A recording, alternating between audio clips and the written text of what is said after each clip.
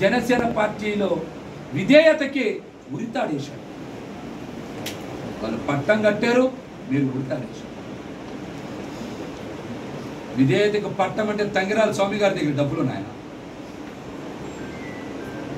కొలికల్పూడి శ్రీనివాస్ గారి దగ్గర డబ్బులు ఉన్నాయా? కాగిత కృష్ణప్రసాద్ గారి దగ్గర డబ్బులు ఉన్నాయా? వర్ల కుమార్ రాజా గారి దగ్గర డబ్బులు ఉన్నాయా?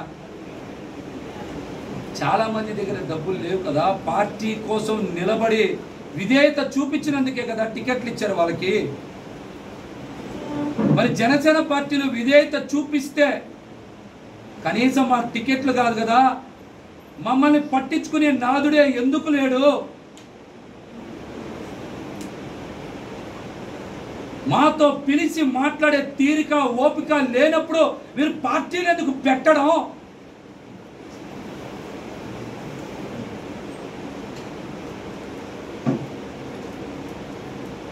మాలాంటి వాళ్ళందరితో, కొత్త తరం రాజకీయ నాయకులతో ఎందుకు చెలగాటం ఆడడం?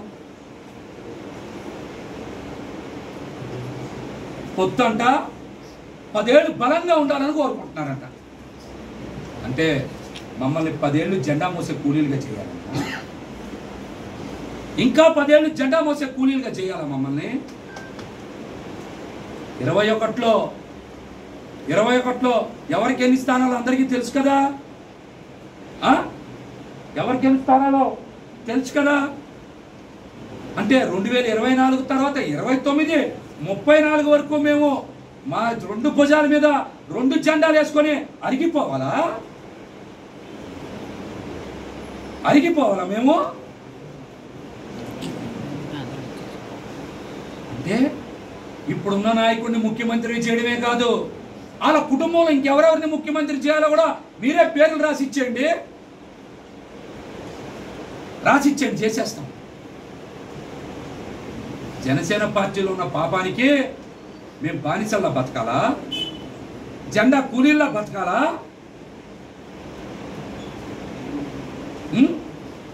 బతకాలా?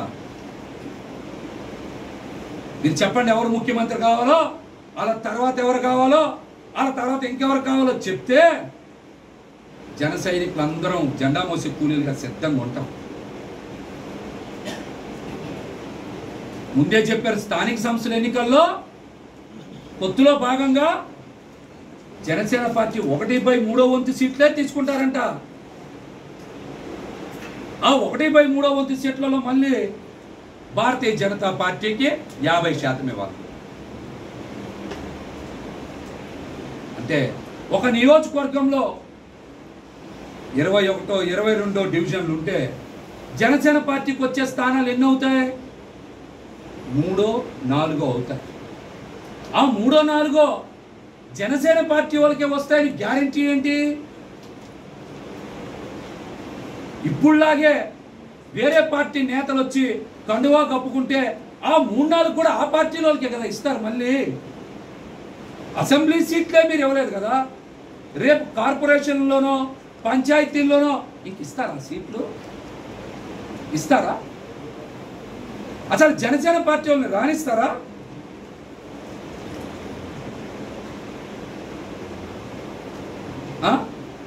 జనసేన పార్టీ కథ సమాప్తం అవుదా?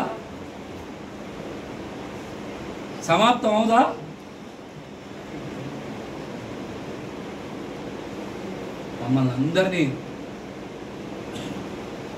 అందరినీ భవిష్యత్తు మీద ఎన్నో ఆశలు కల్పించి మీలో ఒక చెగోవెరని చూసుకున్నా, ఒక ఉద్యమకారుని చూసుకున్నా, మీరు నిలబడతారని, మీరు ఇలా నట్టేయటం ముంచేస్తారని మా కల్లో కూడా ఊహించాం.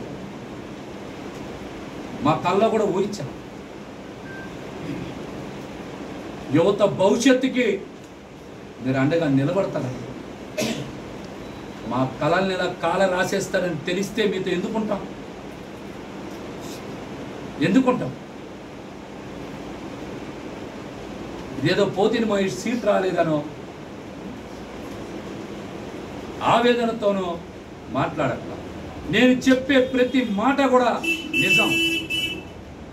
నేను చెప్పే ప్రతి మాట మీరు విశ్లేషణ చెయ్యండి, విశ్లేషణ చెయ్యండి.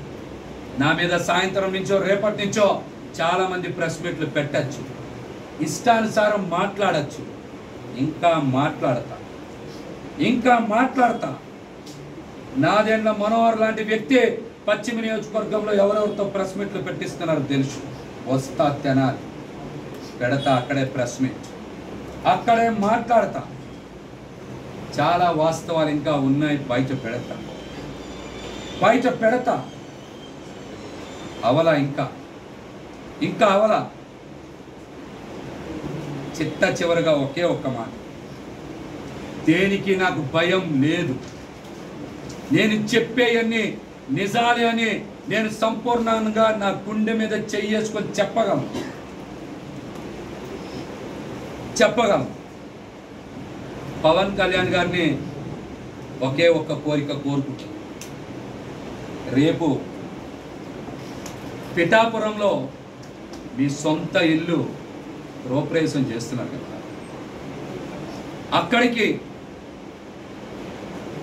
మీరు అన్న లెజినోవా గారితో రావాలి, గృహప్రవేశం చెయ్యాలి. నెల రోజుల పాటు ప్రచారంలో పాల్గొనేలాగా మీరు ఏర్పాట్లు చేయాలని నేనైతే మనస్ఫూర్తిగా పవన్ కళ్యాణ్ గారిని కోరుకుంటున్నా. మరిన్ని విషయాలు, నా రాజకీయ భవిష్యత్తుకు సంబంధించిన విషయాలన్నీ కూడా తొందరలోనే ప్రకటిస్తాను. మరి ఇప్పుడు ఈ ఆర్థిక అవసరాల నేపథ్యంలోనే పవన్ ఎలా చేశారంటే ప్యాకేజీకి అమ్ముడుపోయారని మీరు అంటున్నారా? తెలుస్తాయి, మీకు అన్ని ఆధారాలతోనే ఇస్తాను. మీకు అన్ని ఆధారాలే బయట పెడతారు. అప్పుడే ఎక్కడ రేపు ఒక్కరోజు కదా ఉగాది ఉంది, అవగానే మళ్ళీ మాట్లాడతారు. మీ రాజీనామా పవన్ కళ్యాణ్ గారి దృష్టికి తీసుకుని వెళ్ళారా? మెయిల్ ద్వారా పంపించారు. నేనైతే రాజీనామాని పంపించాను. పవన్ కళ్యాణ్ గారి దృష్టికి వెళ్తుందా, పార్టీ కార్యాలయానికి వెళ్తుందా? జనసేన పార్టీయే వాట్సాప్లో నడుస్తుంది. నేను కూడా వాట్సాప్ ద్వారానే పార్టీ వర్గాలను పంపించాను.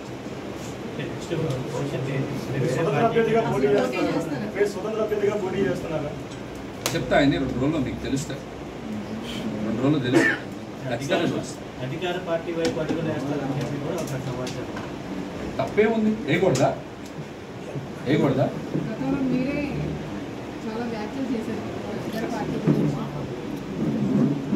అందరికి చెప్పే సూత్రమేమో, రాజకీయాల్లో శాశ్వత మిత్రులు ఉంటారు. అందరికీ లేని సూత్రాలు ఒక్క మహేష్కే వర్తిస్తాయా?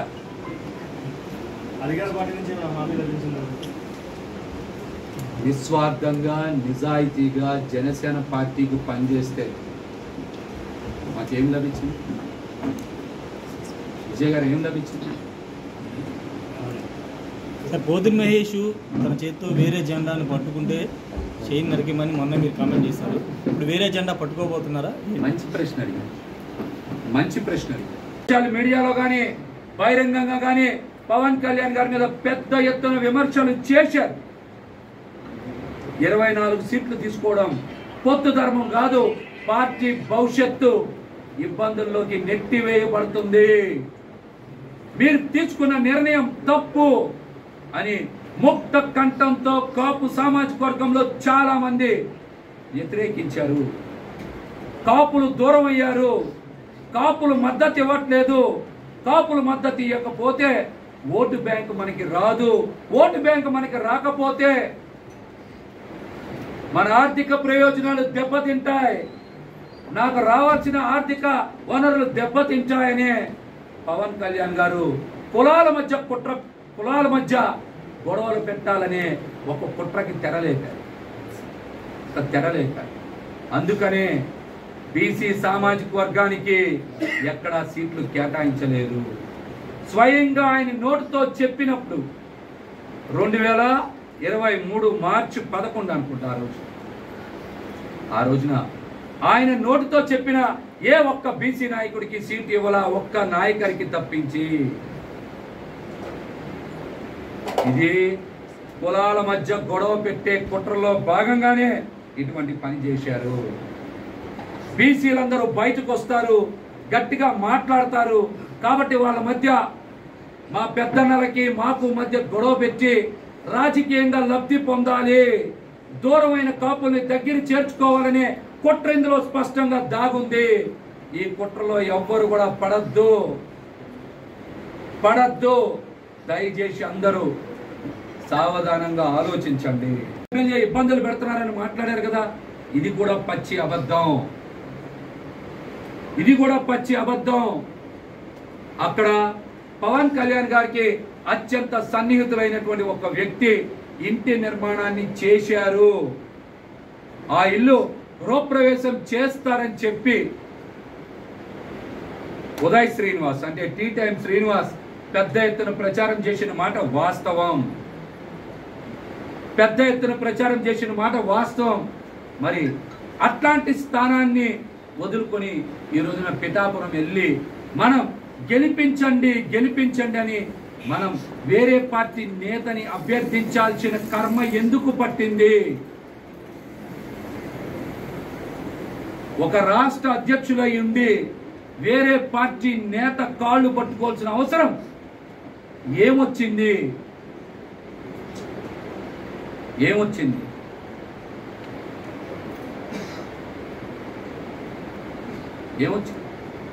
సాయంత్రం మళ్ళీ మా చంద్రబాబు గారు చెప్పచ్చు, రోజు మేము ఇద్దరం పక్కనే కూర్చునే వాళ్ళం ప్రతి మీటింగ్లో కూడా. పశ్చిమ గోదావరి జిల్లా అధ్యక్షుడు మహేష్ గారు నాకే ఇంట్రెస్ట్ లేదు అందుకే పోటీ చేయలేదని కూడా చెప్పిస్తారు. సాయంత్రం నుంచి ఈ మాట కూడా చెప్పిస్తారు. రమణ గారు వినొచ్చు, సాయంత్రం ఈ మాట కూడా వినొచ్చు. అసలు అనకాపల్లి సీటు మనం ఎందుకు వదిలేసుకున్నాం? ఆలోచించండి.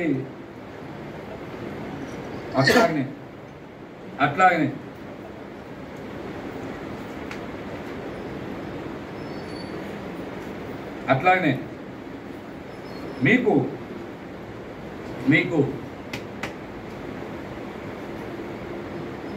భీమవరంలో సీటుని పిఠాపురానికి మార్చుకోవాల్సిన అవసరం ఏమొచ్చింది?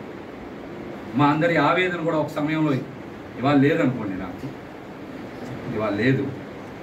గెలిచే భీమవరం స్థానాన్ని మీరు పిఠాపురం దేనికి మార్చుకోవాల్సి వచ్చింది? భీమవరంలో ఉన్నది 2 పార్టీలే కదా, జనసేన పార్టీ, వైసీపీ పార్టీ. లేని తెలుగుదేశం పార్టీకి మీరు సీటు కేటాయించడం వెనక మతలబ్ ఏంటి? పోనీ అక్కడ మీకోసం నిలబడి స్థానిక సంస్థల ఎన్నికలు చేసిన చంద్రబాబుకు సీటు కేటాయించచ్చు కదా. కానీ తెలుగుదేశం పార్టీకి అక్కడ పోనీ గుంటూరు జిల్లాలో పోటీ చేయడానికి ఒక్క నాదెండ్ల మనోహరే ఉన్నారా? అక్కడ ఒక కాపు కానీ, ఒక బీసీ కానీ, ఒక ముస్లిం కానీ, ఒక ఎస్సీ కానీ, ఒక ఎస్టీ కానీ జనసేన పార్టీలు ఎవరు పనికిరాలేదా? ఇది ఎక్కడ సామాజిక న్యాయం?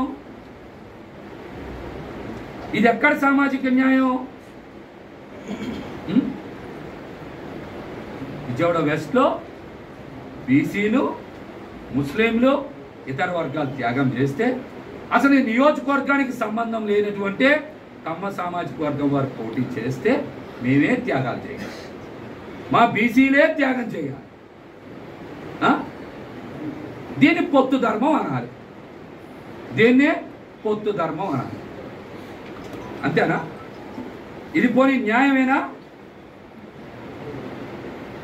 చెప్పండి, ఇది న్యాయమేనా? నేను చాలా స్పష్టంగా చెప్తున్నా. ఇంకో మాట, మా పార్టీ సిద్ధాంతాలని పవన్ కళ్యాణ్ గారు పాటించట్లేదు. కులాల మధ్య గొడవలు పెట్టాలని చూస్తున్నారు.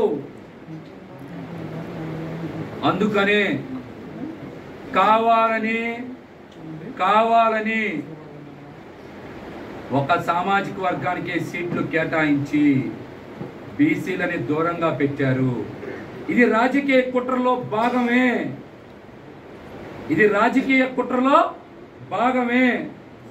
ఎందుకో తెలుసా? పవన్ కళ్యాణ్ గారు పొత్తు ధర్మంలో భాగంగా తీసుకున్న 24 సీట్లని, 3 ఎంపీ సీట్లని కాపు సామాజిక వర్గం ఎక్కడ హర్షించాలా, మద్దతు ఇవ్వాలా? పవన్ కళ్యాణ్ గారిని తీవ్ర స్థాయిలో విమర్శలు చేశారు. ఏంటి ఇటువంటి నిర్ణయం తీసుకున్నారని వారు కూడా మ్యాచ్ ఫిక్సింగే కదా, ఇది చాలా స్పష్టంగా అర్థమవుతుంది కదా.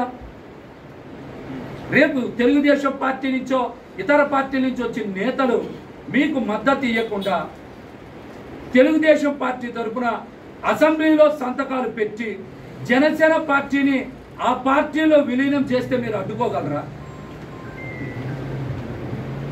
మీరు అడ్డుకోగలరా? ఇదంతా మీకు అవగాహన లేకుండా జరుగుతుందా? అవగాహన లేకుండా జరుగుతుందా?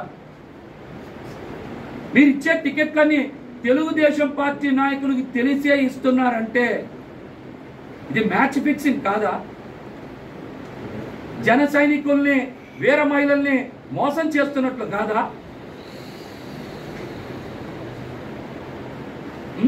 మోసం చేస్తున్నట్లు కాదా? ఖచ్చితంగా రాబోయే 6 నెలల్లోనో 12 నెలల్లోనో జనసేన పార్టీ అడ్రస్ గల్లంత అవుతుంది.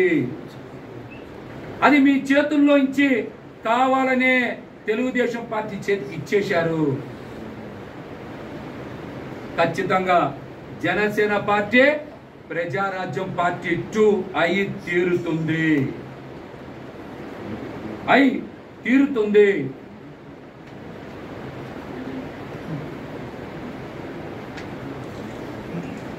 అట్లాగే ఎవరైనా సరే గెలిచే స్థానాన్ని తీసుకుంటారా, మైనస్లో ఉన్న స్థానాన్ని తీసుకుంటారా? మీరు చెప్పండి. పశ్చిమ నియోజకవర్గం, తెనాలి నియోజకవర్గం మీరు సర్వేలు నిర్వహించారు కదా.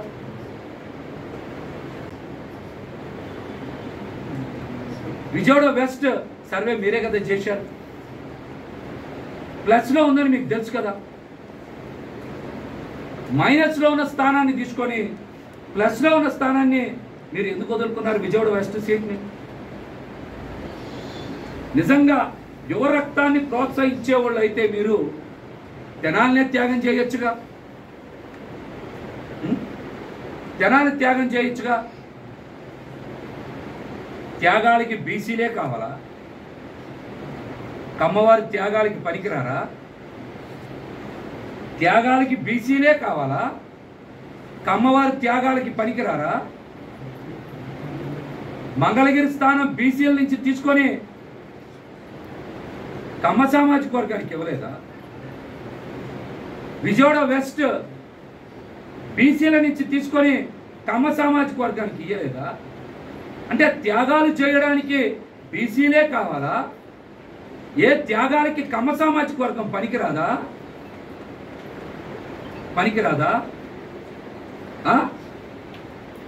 పోనీ పశ్చిమ నియోజకవర్గం సీటు పెత్తందారులకో క్యాపిటలిస్టులకో కాకుండా మీరు ఏ బలహీన వర్గాలకో లేకపోతే ముస్లింలకో లేకపోతే సోము వీర్రాజు గారు లాంటి మా పెద్దన్న లాంటి వాళ్ళకో ఇస్తే నేను పూర్తిగా సహకరించేవాడిని. పట్టం కడితే జనసేన పార్టీకి విధేయతగా ఉంటే మా రాజకీయ భవిష్యత్తు అనే తలలు నరికేస్తారా?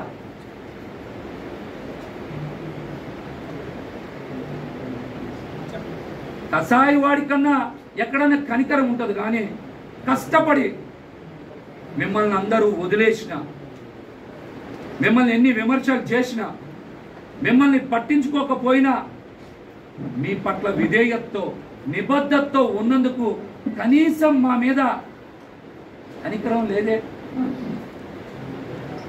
మమ్మల్ని పరామర్శించాలని కనీసం అనిపించలేదే. మమ్మల్ని అంటే నన్ను ఒక్కడిగా చాలా మంది నాయకులు మీ మనసు ఇంత పాషాణ హృదయంలా ఉంటుందని ఎవరన్నా ఊహిస్తాము? ఇంతకన్నా ఘోరం ఏమన్నా ఉంటుందా? 21 మంది అసెంబ్లీ సీట్లు 2 పార్లమెంట్లో జనసేన పార్టీ కోసం కేటాయించిన స్థానాలు ఎన్ని? 7, 8 జనసేన పార్టీ 21లో ఒక పార్లమెంట్, మిగతా అన్నీ కూడా మెజార్టీ స్థానాలు తెలుగుదేశం పార్టీకి కేటాయించినాయే కదా. ఎన్నికల ఫలితాల తర్వాత ఇతర పార్టీల నుంచి వచ్చిన నాయకులు మీతో కలిసి మీ వెనకాల ఉంటారా? మీతో ఉంటారా? తెలుగుదేశం పార్టీకి మద్దతు ఇస్తారా? చేసేవాళ్ళు. కానీ మీరు సీట్ ఇచ్చింది ఎవరికి? సీటు కేటాయింపులో మీరు మద్దతు ఇచ్చింది ఎవరికి? స్వయంగా మీ తల్లి గారిని దూషించిన ఛానల్కి, పెట్టుబడులు సమకూర్చిన సుజనా చౌదరి గారికి. ఈ మాట నేను చెప్పరా, మీరే ట్విట్టర్ వేదికగా చెప్పారు. ట్విట్టర్ వేదికగా మీరే చెప్పారు. రాష్ట్రంలో పద్మశాలీలకి తెలుగుదేశం పార్టీ కూడా ఎక్కడ ఎందుకు సీటు కేటాయించాలా? మంగళగిరి స్థానం తీసుకున్నారు కదా, మరొక దగ్గర కేటాయిస్తే బాగుండేది కదా. మరి ఇంకెవరికి ఎక్కడ పద్మశాలీలకి ఒక్క సీటు కూడా పొత్తు ధర్మం అంటారా? ఆడియో ఫంక్షన్లో నాగబాబు గారు చెప్పారు కదా, చాలా గట్టిగా మాట్లాడారు. ఇవాళ మీరు నాగబాబు గారిని వదులుకున్నారు. దీని పొత్తు ధర్మం అంటారు? ఎక్కడైనా దీని పొత్తు ధర్మం అంటారా? చెప్పండి, ఎక్కడైనా పొత్తు ధర్మం అంటారా దీన్ని? చెప్పండి. నాదెండ్ల మనోహర్ గారు అనే ఒక వ్యక్తికి జనసేన పార్టీ బస్సునిచ్చారు. ఆయన డ్రైవింగ్ ఎక్కడా సరిగ్గా చేయలే. ఈ 5 ఏళ్లలో జనసేన పార్టీ బస్సుని పెద్ద కొండ గుద్ది ముక్కలు చేశాడు. ఆయన ముక్కలు చేశాడు. ఆ బస్సుని ముక్కలు చేస్తే నష్టపోయింది మేమేగా. జనసేన పార్టీ బస్సుని ఘోరంగా యాక్సిడెంట్ చేసినటువంటి వ్యక్తి నాదెండ్ల మనోహర్ కాదా? కాదా? 5 సంవత్సరాల సుదీర్ఘ సమయంలో పార్టీని ఎందుకు మనం నిర్మాణం చేయలేకపోయాం? 7 జిల్లాల్లో పార్టీ అసలు ఎందుకు నిర్మాణం కాలా? ఏమనంటే కేడర్ మీద ఇష్టం వచ్చినట్టు మాట్లాడటమే చెల్లిపోతుంది మీకు.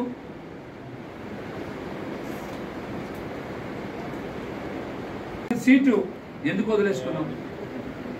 అక్కడ నాగబాబు గారు పోటీ చేస్తారని ఎవరు అందరూ మాట్లాడుకున్నారు.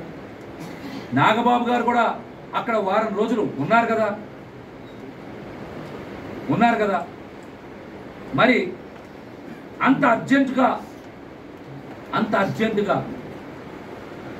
ఎందుకు అనకాపల్లి సీటును వదిలేసుకున్నాం? అన్నయ్యని కూడా త్యాగం చేశానని మాటలు చెప్తున్నారు కదా, దాని వెనకాల మతలబ్ ఏంటి? నాగబాబు గారిని త్యాగం చేయడం వెనక మతలబ్ ఏంటి?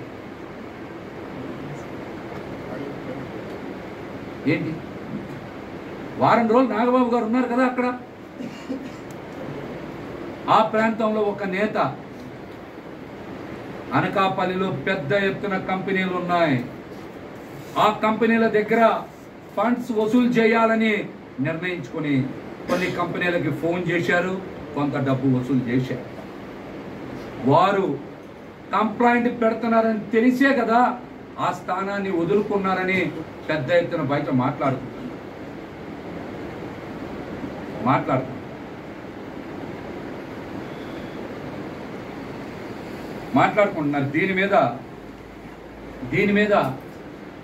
దీని మీద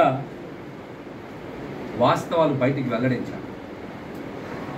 గతంలో నాగబాబు గారు ఒక ఆడియో ఫంక్షన్లో చెప్పారు, పవన్ కళ్యాణ్ గారిని మేము వదులుకున్నామని. ఇవాళ మీరు నాగబాబుని వదులుకున్నారు. ముఖ్యమంత్రి గారి కుమారుడు అట్లాంటి వ్యక్తి నాదెండ్ల మనోహర్ 5 సంవత్సరాల సుదీర్ఘ సమయంలో తన సొంత నియోజకవర్గంలో కూడా పార్టీని నిర్మాణం చేయలేకపోతే రాష్ట్రంలో పార్టీని బలోపేతం చేయగలరా? అట్లాంటి వ్యక్తికి జనసేన పార్టీ అనే బస్సుని స్టీరింగ్ని చేతిలో పెట్టి మొత్తం జనసేన పార్టీ జీవితాన్నే సర్వనాశనం చేయడం కావాలని చేయడమా, లేకపోతే తెలియక చేయడమా? దీన్ని ఎలా అర్థం చేసుకోవాలి?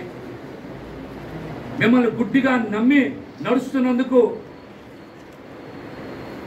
మేము అమాయకులు అయినందుకు మీరు ఎట్లాంటి పనులు చేస్తారా? ఏ రోజైనా